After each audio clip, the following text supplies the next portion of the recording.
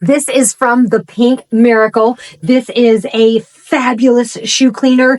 I've actually known about this company for quite a while. Well before I was ever sponsored by them, I actually have been using their stuff in my shower, the Pink Miracle in my shower, and I absolutely love it. I love the company. It's gentle. It's non-abrasive cleaning agents. It works on colors. I've got these white shoes. I ended up cleaning them both. Wow, what a huge difference. And these are old shoes, man. I've had these shoes for like a couple of years. They're earthing shoes, so I don't want to throw them out because I love them and I don't think they're available anymore.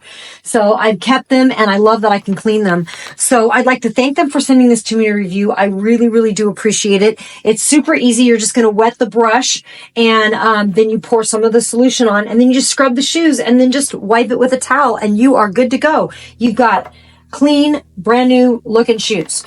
So pretty cool, pretty easy.